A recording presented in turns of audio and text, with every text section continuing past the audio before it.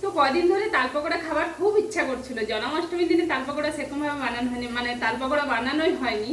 খেতে খুব ভালো লাগে, কিন্তু বানানো মানে এতটা খাটালি, সেই ভয়ে কিন্তু তাল পকোড়া বানানো হচ্ছিল না।